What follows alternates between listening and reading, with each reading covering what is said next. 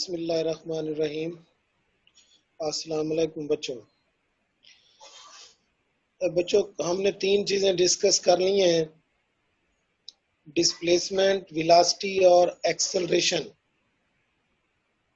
आज हम बात करने लगे हैं लॉज ऑफ मोशन के बारे में।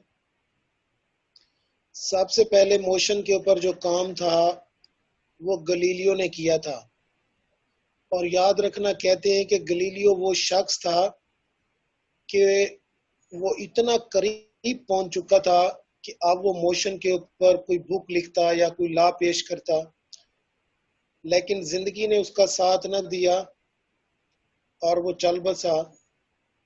तो उसके बाद न्यूटन आया और कुछ चीज़ें पहले से मालूम थी, कुछ उसने मजीद रिसर्च की और बिलाखिर उसने लॉज ऑफ मोशन पेश किए।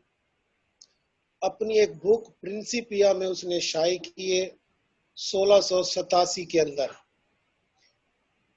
तो जो फर्स्ट हमारे पास लॉ ऑफ मोशन है, इसको लॉ ऑफ इनर्शिया भी कहते हैं। इसकी स्टेटमेंट ये है, a body at rest will remain at rest and a body moving with uniform velocity will continue to do so unless external force acts on it. A body at rest will remain at rest and a body moving with uniform velocity will continue to do so unless unbalanced external force acts on it. ये है Newton first law motion.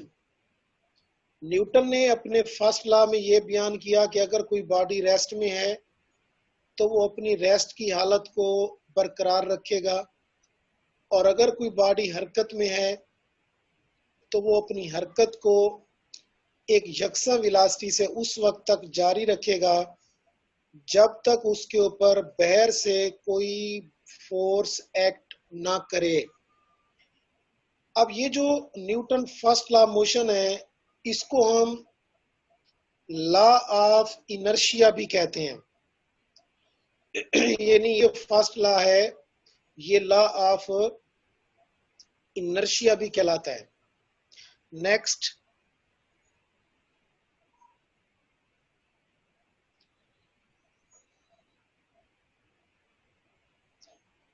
जी मैंने आपको बताया कि जो first law motion है इसको law of inertia भी कहते हैं।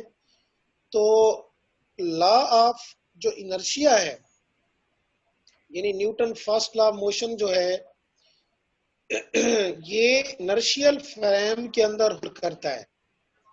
तो फर्स्ट ऑफ ऑल आपको ये पता होना चाहिए कि इनर्शियल फ्रेम ऑफ रेफरेंस क्या है।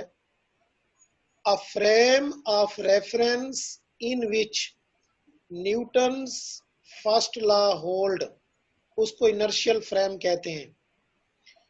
तो फॉर एग्जांपल अर्थ जो है, earth can be considered as a inertial frame of reference. Actually हम ये कहते हैं कि a frame of reference which is moving with uniform velocity then it is said to be inertial frame of reference. यानी एक ऐसा आपका reference frame जो एक यूनिफॉर्म वेलोसिटी से मूव कर रहा हो, उसको इनर्शियल कहते हैं।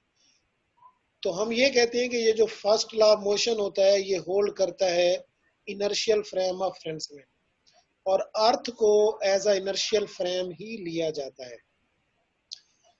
अब यहाँ एक बात आपको और नॉलेज की बताता जाऊं, वो ये कि सबसे पहले न्यूटन से भी पहले ये बात एक मुस्लिम साइंटिस्ट वो अली सीना, उसने बयान की कि no body can change its state of rest और मोशन विद इटसेल्फ।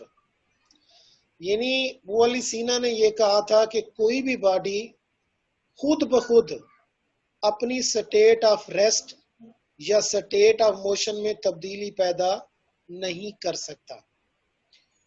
तो यही बात न्यूटन ने अपने लॉ में पेश की। तो ये एक्चुअली सबसे पहले ये बात एक मुस्लिम साइंटिस्ट अबू अली सीना ने कही थी। दूसरा मैं आपको यहाँ ये समझा दूं कि इसको लॉ ऑफ इनर्शिया कहते हैं। तो व्हाट इज इनर्शिया? इनर्शिया क्या होता है?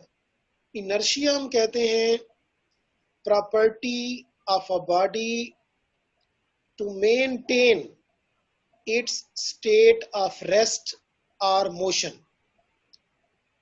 यानी बॉडी की एक खसूसियत को कहते हैं, एक प्रॉपर्टी को कहते हैं, जिसमें वो अपनी स्टेट ऑफ रेस्ट या स्टेट ऑफ मोशन को बरकरार रखती है।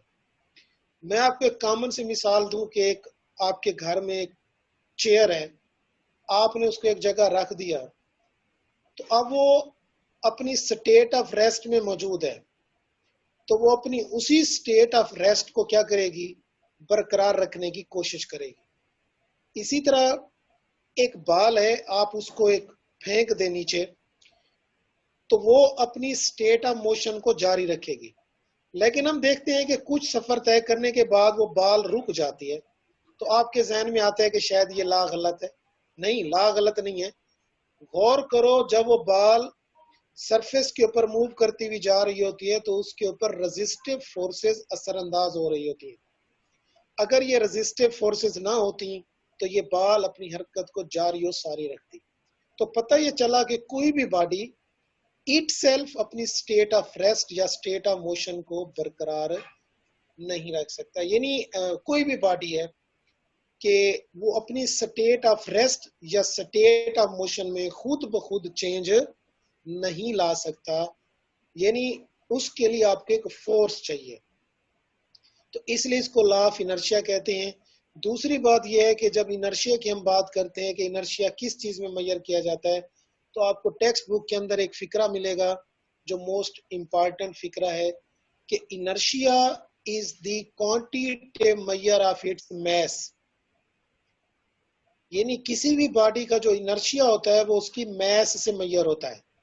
तो अब एक ऑब्जेक्टिव जहन में रखना, अगर आपसे पूछा जाए कि inertia of a body can be measured in, option आ जाए सेकंड में, मीटर में, केजी में, तो याद रखना केजी इसका जवाब आएगा, क्योंकि inertia of a body is the quantitative measure of its mass है और मास का यूनिट केजी होता है।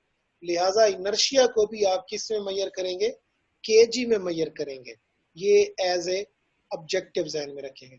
अब बात ये क्लियर हो गई कि हर बॉडी के अंदर ये प्रॉपर्टी मौजूद होती है कि वो अपनी स्टेट ऑफ रेस्ट या अपनी स्टेट ऑफ मोशन को बरकरार रखने की कोशिश करता है। अगर उसके खिलाफ कोई तब्दीली आती है तो वो उसके खिलाफ मुज़ाहमत शो करता है। जैसे मैं आपको मिसाल दूं न्यूटन लॉ ऑफ ग्रेविटेशन, जिसमें उसने ये कहा था कि कायनात में मौजूद हर बॉडी दूसरे बॉडी को अपनी तरफ खींचता है। तो आप गौर करें, हमारे यहाँ चीजें पड़ी होती हैं लेकिन हमने उन्हें कभी नहीं देखा कि वो एक दूसरे के साथ उड़ के टकरा रही हो। तो ऐसा क्यों नहीं होता?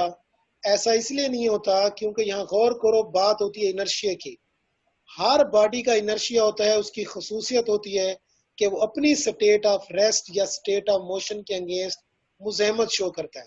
तो जब आपके कमरे में चेयर्स पड़ी हुई हैं, वो एक दूसरे की तरफ अट्रैक्ट इसलिए नहीं होती क्योंकि वो अपनी स्टेट ऑफ रेस्ट को बरकरार रखती हैं। अगर कोई बॉडी उन्हें खींचने की कोशिश करता है तो वो उसके खिलाफ मुज़ाहमत शो करती है। उसके बाद दूसरे नंबर पर आ जाए Newton second law of motion. Newton ने अपने सेकंड लॉ में ये कहा था कि when a force is applied on a body then it produce acceleration in its direction. The magnitude of acceleration is directly proportional to the applied force and inversely proportional to its mass. अब Newton ने अपने second law में ये कहा कि when force is applied on a body, यानी वो कहते हैं कि जब किसी बॉडी के ऊपर फोर्स अप्लाई होती है तब उसमें एक्सेलरेशन पैदा होता है। वो एक्सेलरेशन उसकी डायरेक्शन में होता है और उसका जो मैग्नीट्यूड होता है वो लगाई जाने वाली फोर्स के डायरेक्टली प्रोपोर्शनल होता है और मास ऑफ अ बॉडी के इनवर्सली प्रोपोर्शनल होता है। तो इन दोनों चीजों को जब हम मिलाते हैं तो हमारे पास इक्वेशन हासिल हो जाती है F is equal to m a. Next, ये मैथमेटिकल फॉर्म बन जाती है F is equal to m a, ये कहलाता है न्यूटन सेकंड लॉ मोशन। यहां आपको एक इंटरेस्टिंग बात बताता जाऊं, अगर आपसे कोई पूछे कि in equation of second law motion if F is equal to 0 then what will be the new situation. अगर F is equal to m a में F को 0 पुट करें तो न्यू सिचुएशन क्या होगी। तो देखें, जब F को 0 डालेंगे तो आपकी इक्वेशन बन जाएगी m a is equal to 0। तो जब दो चीजों का प्रोडक्ट 0 है तो इससे मुराद ये है कि इन दोनों में से कोई एक चीज 0 है, या तो मास 0 है या ए 0 है, इसलिए इनका प्रोडक्ट 0 आ गया। लेकिन आप जानते हैं कि कभी भी किसी बॉडी की मास 0 नहीं हो सकती, तो यहां से आंसर ये मिलेगा कि ए इज इक्वल टू 0। तो साबित हुआ कि when F is equal to 0 then M does not equal to 0 but A is equal to 0। तो ये आप बात ध्यान में रखेंगे और यहीं से आपको पता चलता है कि न्यूटन के सेकंड लॉ से आप न्यूटन का फर्स्ट लॉ डिराइव कर सकते हैं। यानी इसी क्वेश्चन में F is equal to m a में जब हम F को 0 डालते हैं तो फिर A इज इक्वल टू 0 आ जाता है। यही फर्स्ट लॉ ऑफ मोशन है कि जब किसी बॉडी के ऊपर कोई फोर्स नहीं लगती तो वो हालत रेस्ट को बरकरार रखती है, या अगर मोशन में है तो यकसा वेलोसिटी से अपनी हरकत को जारी रखती है। उसके बाद न्यूटन का थर्ड लॉ है जिसमें उसने ये कहा था कि action and reaction are equal in magnitude but opposite in direction. यानी न्यूटन ने ये कहा था कि हर अमल का एक रद्द अमल होता है, मैग्नीट्यूड में बराबर होते हैं लेकिन डायरेक्शन में अपोजिट होते हैं। एक कॉमन सी बात है कि अगर आप बाल है आपके पास, मैं आपको एग्जांपल दूं, आप उस बाल को दीवार पे मारते हैं, वो दीवार पे जाके लगती है, ये एक्शन है। बार उसके ऊपर फोर्स लगाती है, वो उसका रिएक्शन है, आपके पास वापस आ जाती है। आप जमीन पे ऊपर चलते हैं, अपने पाँव की मदद से जमीन को पीछे धकेलते हैं, एक्शन है। आप आगे की तरफ जाते हैं, ये रिएक्शन है। यहां बड़ी एक अहम बात मैं आपको बताता जाऊं कि एक्शन एंड रिएक्शन जो फोर्सेस होती हैं वो कभी भी एक ही बॉडी के ऊपर एक्ट नहीं करती, वो टू डिफरेंट बॉडीज के ऊपर एक्ट करती हैं। ये बड़ी अहम बात है। एक्शन एंड रिएक्शन जो फोर्सेस होती हैं वो act on two different bodies. मैं आपको मिसाल दूं, अगर कोई आपसे सवाल पूछे कि आप एक रबड़ की बाल को दीवार पे मारते हैं, वो वापस आ जाती है, जब आप ईंट को उठाकर दीवार पे मारते हैं तो वो वापस क्यों नहीं आती। तो इसका यही जवाब है कि एक्शन एंड रिएक्शन जो फोर्सेस होती हैं वो not act on a same body but it act on two different bodies. देखें, जब आपने रबड़ की बाल को मारा दीवार के ऊपर तो दीवार हार्ड थी और आपकी बाल सॉफ्ट थी, इसलिए एक्शन और रिएक्शन हुआ। लेकिन जब आपने ईंट को उठाकर दीवार पे मारा, दोनों हार्ड थी, इसलिए एक्शन और रिएक्शन पैदा नहीं होगा। हमारा ये जो न्यूटन का थर्ड लॉ है ये हमारी आम जिंदगी में भी अप्लाई होता है। देखें, कहते हैं कि ये जो हमारे वालिदैन होते हैं अपनी जिंदगी में ये हमारे सामने अपना एक्शन शो करते हैं। आपकी जिंदगी की हर जो एक जायज होती हैं जरूरियात वो पूरी करते हैं।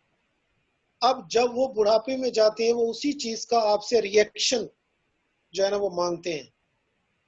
तो जो उन्होंने आपके सामने एक्शन शो किया होता है तो आप फिर उसी का क्या शो करते हैं, रिएक्शन शो करते हैं। यही बात न्यूटन के थर्ड लॉ में है कि action and reaction are equal but opposite in direction होता है। रॉकेट होता है, गैसेस नीचे निकलती हैं उसकी टेल से, तो एज ए रिएक्शन रॉकेट ऊपर की तरफ जाता है उसी स्पीड से जिस स्पीड से गैसेस नीचे की तरफ निकलती है। तो जब हम न्यूटन के ये तीनों लॉ पढ़ लेते हैं, बंदे के जहन में एक सवाल आता है कि यार हमें इन लॉज का क्या फायदा है। हम जो न्यूटन के लॉ पढ़ते हैं हमें रोजमर्रा जिंदगी में क्या हासिल होता है। तो आज आपको ये बात बताता जाऊं कि न्यूटन के जो लॉज हैं इनकी फिजिकल सिग्निफिकेंस क्या है। सबसे जो पहला लॉ है ये हमें बिहेवियर ऑफ बॉडी के बारे में बताता है। कोई आपसे पूछे कि फर्स्ट लॉ ऑफ मोशन, इसकी फिजिकल सिग्निफिकेंस क्या है, तो आपको ये पता होना चाहिए कि ये हमें बिहेवियर ऑफ बॉडी के बारे में बताता है कि जब किसी बॉडी के ऊपर एक्सटर्नल फोर्स एक्ट नहीं करेगी तो वो आपके सामने कैसा बिहेवियर शो करेगा। तो आपने पढ़ा कि अगर वो रेस्ट में है तो अपनी रेस्ट की हालत को बरकरार रखेगी, अगर वो यूनिफॉर्म वेलोसिटी से हरकत में है तो अपनी हरकत को जारी रखेगी। जबकि न्यूटन के सेकंड लॉ से जो हमें पता चलता है वो ये है, देखिए न्यूटन ने अपने सेकंड लॉ में ये कहा था कि when force is applied on a body, तो पहली दफा जब उसने फोर्स का जिक्र किया कि force is applied on a body, तो सबसे पहले उसने फोर्स को डिफाइन किया कि व्हाट इज फोर्स, फोर्स क्या है। तो अगर न्यूटन का सेकंड लॉ ना आता तो हमें फोर्स के बारे में कैसे पता चलता। आज हम जानते हैं what is force. Force is an agent which produce an acceleration of 1 meter per second square in a body of mass 1 kg। तो ये बात आज हमें अगर पता है तो इसी न्यूटन के सेकंड लॉ की वजह से पता है। इसी तरह आज हम फोर्स का यूनिट भी जानते हैं, फोर्स का यूनिट न्यूटन होता है। इसी तरह थर्ड जो लॉ है, न्यूटन के थर्ड लॉ की फिजिकल सिग्निफिकेंस ये है कि इसने हमें आकर ये बताया कि forces are always in pair form, कि ये जो फोर्सेस होती हैं ये हमेशा जोड़े की शक्ल में मौजूद होती हैं, पेयर फॉर्म में मौजूद होती हैं। जैसे हम आगे चल के पढ़ेंगे, आपने 9th-10th में पढ़ा होगा कि जब कोई बॉडी सर्कल में मूव कर रहा होता है तो उसके ऊपर एक सेंट्रीपिटल फोर्स एक्ट करती है, सेंट्रीपिटल फोर्स। तो वो जो सेंट्रीपिटल फोर्स होती है वो एक्ट करती है towards the centre of the circle, लेकिन उसी की एक रिएक्शन की फोर्स पैदा हो जाती है, सेंट्रीफ्यूगल फोर्स, जो away from the circle move करती है, बॉडी के ऊपर एक्ट करती है। अब एक फोर्स चाहती है कि बॉडी सेंटर की तरफ रहे, दूसरी चाहती है ये अवेज है। तो यहाँ से ये पता चलता है कि forces always in pair form मौजूद होती हैं। तो ये हमें न्यूटन के थर्ड लॉ से पता चलता है। नेक्स्ट,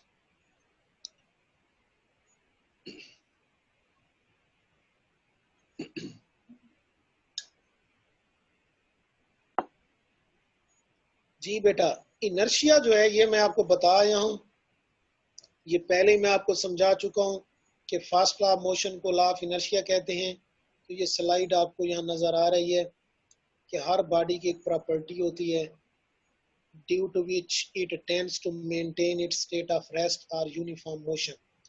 ये इनर्शिया कहलाता है, और किसी भी बॉडी का इनर्शिया उसकी मैस से मेजर किया जाता है। जिसका जितना मैस ज्यादा होगा उसका इनर्शिया भी उतना ज्यादा होगा। मैं आपको एक कॉमन सी मिसाल दूं कि अगर आपके पास एक मोटरसाइकिल है, उसकी निस्बत एक कार है, तो कार का मास मोटरसाइकिल से ज्यादा है तो कार का इनर्शिया ज्यादा होगा और मोटरसाइकिल का इनर्शिया कम होगा। इसी तरह एक मोटा बंदा होता है, एक उसकी निस्बत पतला बंदा होता है, तो मोटे बंदे का इनर्शिया ज्यादा होगा और पतले बंदे का इनर्शिया कम होगा। यानी किसी भी बॉडी का इनर्शिया उसकी मैस से मेजर होता है। ये तो बेटा आज के हवाले से लेक्चर था। मैंने आपको लॉज ऑफ मोशन समझाए और आपको इनर्शिया भी समझा दिया। यहाँ एक बात और आपको बताता जो आपको बुक में मिलेगा, इक्वेशन ऑफ मोशन। 9th-10th के अंदर इक्वेशन ऑफ मोशन को डिराइव किया गया है, लेकिन यहाँ एफएससी में इनको डिराइव नहीं किया जाता। आपने सिर्फ इक्वेशन याद रखनी है। फर्स्ट इक्वेशन क्या है, v f is equal to v i plus a t. V f final velocity है, वी आई इनिशियल वेलोसिटी है, ए उसमें एक्सेलरेशन होता है और टी टाइम होता है। सेकेंड इक्वेशन ऑफ मोशन याद रखेंगे, s is equal to v i t plus half a t square. Third equation याद रखेंगे, 2as is equal to v f square minus v i square. तो ये तीन equation of motion है, इनको हम मेडिकल में यूज करेंगे या टॉपिक्स में, इनको आपने ज़बानी याद रखना है। यहाँ फर्स्ट ईयर में इनकी डेरिवेशन नहीं है। दूसरा आपको बताता जो, एक होता है ए कहते हैं लीनियर एक्सेलरेशन को, एक होता है जी, जी कहते हैं ग्रेविटेशनल एक्सेलरेशन को। कोई भी बॉडी जब अंडर ग्रेविटी मूव कर रहा हो, मिसाल के तौर पे अगर आप किसी बॉडी को ऊपर की तरफ उछालते हैं तो उस वक्त ए की जगह जी इस्तेमाल किया जाता है। तो जी की कीमत जो होती है वो पॉजिटिव भी हो सकती है, नेगेटिव भी हो सकती है। जब बॉडी ऊपर की तरफ जा रहा हो तो जी नेगेटिव होता है, जब नीचे की तरफ आ रही हो बॉडी तो जी पॉजिटिव होता है। तो इसका मतलब ये है कि when ever body moved under gravity then A is equal to plus minus G होता है। When body is moving upward, then value of G will be negative. When body is moving downward, then value of G will be positive। ये चीजें आप देख लेंगे text book से।